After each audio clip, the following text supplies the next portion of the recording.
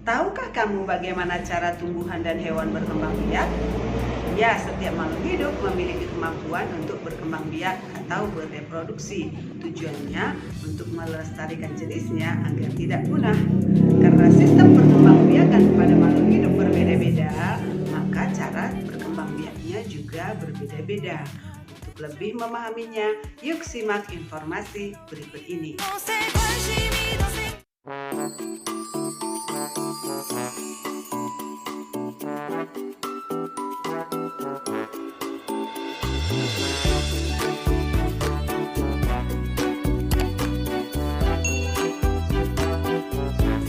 Halo semuanya, selamat bertemu kembali pada video pembelajaran IPA.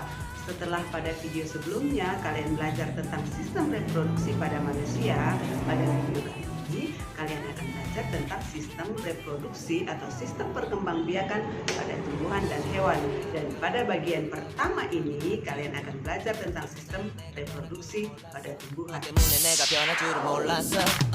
예뻐져라 예뻐져 너만 내게 빠져들 수 있게 예뻐져 예뻐져 예뻐져라 예뻐져 그 누구도 다가올 수 없게 예뻐져 yes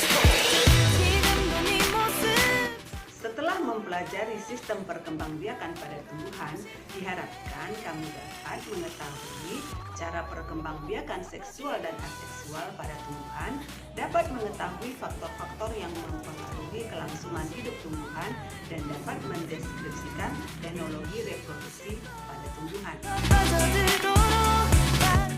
Tumbuhan dapat bereproduksi dengan dua cara, yaitu dengan cara vegetatif dan generatif. Perkembangbiakan secara vegetatif yaitu perkembangbiakan yang menghasilkan individu baru tanpa melalui peleburan dua sel kelamin, sehingga individu baru yang terbentuk akan menghasilkan sifat genetik yang identik dengan induknya. Sedangkan perkembangbiakan secara generatif yaitu perkembangbiakan yang menghasilkan individu baru melalui peleburan dua sel kelamin, yaitu sel kelamin jantan dan sel kelamin betina, sehingga individu baru yang terbentuk akan menghasilkan keturunan yang sifatnya berbeda dengan induknya. Ada beberapa macam reproduksi pada tumbuhan yang akan kita bahas pada video ini. Yang pertama, reproduksi pada lumut dan paku. Lumut dan paku mengalami metagenesis dengan dua macam reproduksi, yaitu vegetatif dan generatif. Secara vegetatif, lumut dan paku menghasilkan spora, sedangkan secara generatif menghasilkan gamet. Yang kedua, reproduksi pada tumbuhan berbiji. Tumbuhan berbiji juga melakukan reproduksi secara vegetatif dan generatif. Untuk reproduksi generatif pada tumbuhan Angiospermae terjadi penyerbukan ganda, di mana inti generatif 1 membuahi ovum akan membentuk zigot, dan inti kandung lembaga sekunder dibuahi oleh inti generatif 2 menghasilkan endosperm. Sementara pada tumbuhan berbiji terbuka atau gimnospermae, setiap strobilus hanya mempunyai satu kelamin dan pembuahan yang berlangsung tunggal. Berdasarkan asal serbuk sarinya, penyerbukan ada 4 tipe, yaitu yang pertama penyerbukan sendiri atau autogami, yaitu penyerbukan yang terjadi dalam satu bunga. Kedua, penyerbukan tetangga atau geitonogami yang berlangsung antara dua bunga yang masih berada dalam satu tanaman. Ketiga, penyerbukan silang atau alogami, penyerbukan yang terjadi antara dua bunga yang berbeda tanaman tapi masih satu jenis. Dan yang keempat, penyerbukan bastar atau hibridogami, yaitu penyerbukan yang terjadi antara dua bunga yang berbeda jenis. Sedangkan berdasarkan perantaranya, penyerbukan dibagi menjadi 4 jenis, yaitu anemogami, hidrogami, zoidiogami, dan antropogami. Anemogami merupakan penyerbukan yang dibantu oleh angin, Ciri-cirinya bunga yang tidak memiliki mahkota atau mahkotanya kecil, tidak menghasilkan madu, serbuk sari ringan, tangkai bunga panjang, letak benang sari menggantung, dan letak putih mencuat ke atas. Contohnya tanaman jagung dan padi. Hidrogami merupakan penyerbukan yang dibantu oleh aliran air. Biasanya tumbuhan yang hidup di sekitar aliran air, di mana serbuk sarinya mudah mengambang di atas air. Contohnya enceng gondok dan teratai. Zoidiogami merupakan penyerbukan yang dibantu oleh hewan, di mana zoidiogami dibagi lagi menjadi 4. Yang pertama entomogami, yaitu penyerbukan yang dibantu oleh serangga dengan ciri-ciri mahkota bunga dengan warna mencolok, bunga berbau khas, mempunyai kelenjar nektar. Kedua, ornitogami, penyerbukan yang dibantu oleh burung. Ciri-cirinya bunga mempunyai kelenjar madu, mengandung air dan unsur merah. Ketiga, kiropterogami, penyerbukan dibantu kelelawar. Ciri-cirinya bunga mekar pada malam hari, bunga berukuran besar, letaknya menonjol. Dan yang keempat, malaktogami, penyerbukan yang dibantu siput, yaitu tumbuhan yang sering didatangi siput. Antropogami merupakan penyerbukan yang dibantu oleh manusia. Ciri-cirinya tumbuhan berumah dua, tidak memiliki perantara penyerbukan alami, dan letak putih jauh di dalam perhiasan bunga.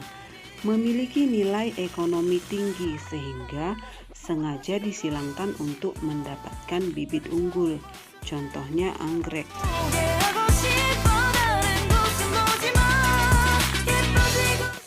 Perkembangbiakan vegetatif terbagi menjadi 2, yaitu vegetatif alami dan vegetatif buatan. Vegetatif alami terjadi secara alami, sedangkan vegetatif buatan dibantu oleh manusia. Beberapa macam cara perkembangbiakan vegetatif alami. 1. Rizoma, yaitu modifikasi batang tumbuhan yang tumbuh menjalar di bawah tanah yang bertunas. Contoh jahe lengkuas kunyit. 2. Tunas adventif, yaitu tunas yang muncul selain dari ujung batang atau ketiak daun. Contoh tumbuhan cocor bebek. Yang ketiga, umbi lapis, umbi yang terbentuk dari tumpukan daun yang rapat. Contoh bawang merah. 4. Umbi batang, yaitu batang yang tumbuh di dalam tanah berisi cadangan makanan. Contoh kentang. 5. Umbi akar, akar yang menyimpan cadangan makanan dan menggembung. Contoh wortel. 6. Geragih atau stolon, batang yang tumbuh di atas permukaan tanah dan kemudian tumbuh bakal tanaman baru. Contoh stroberi. Beberapa macam cara perkembangbiakan vegetatif buatan antara lain: 1. Stek, yaitu memotong tanaman untuk menghasilkan tanaman baru. Stek batang biasanya dilakukan pada tanaman singkong atau mawar. 2. Mencangkok, yaitu mengupas kulit batang kemudian dibalut tanah agar batang tersebut membentuk akar hingga dapat dipisahkan dan membentuk tanaman yang baru.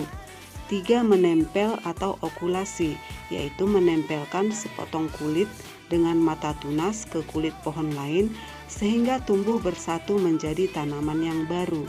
4. Menyambung atau enten, yaitu menggabungkan batang bawah dan batang atas dua tanaman yang sejenis sehingga terbentuk perpaduan sifat antara dua tanaman tersebut. 5. Merunduk, merundukkan batang tanaman yang panjang lalu menimbunnya dengan tanah agar tumbuh menjadi individu baru. Contoh arbe.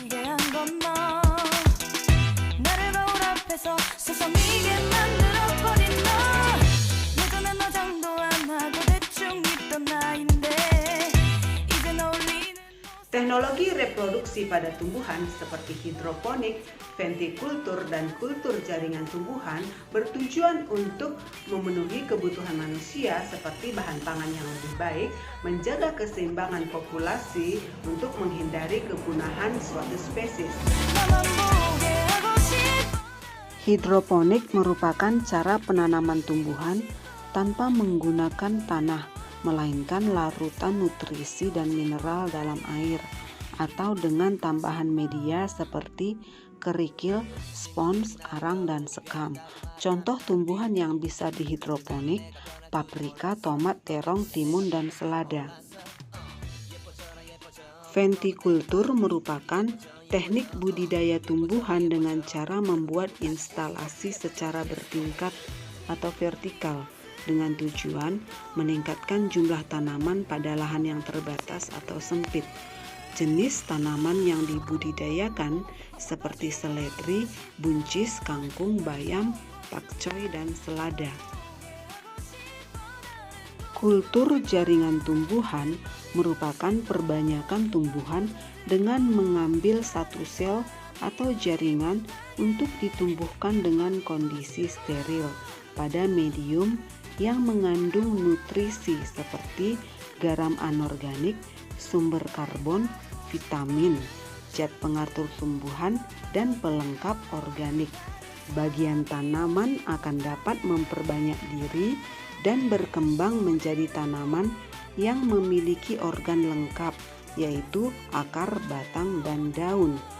Kultur jaringan biasanya dilakukan di laboratorium.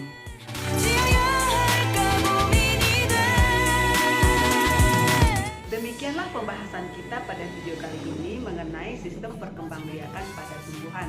Saya harap kalian semua dapat memahaminya dan menambah pengetahuan baru bagi kalian. Dan sampai jumpa pada video selanjutnya, kita akan membahas tentang sistem perkembangbiakan pada hewan.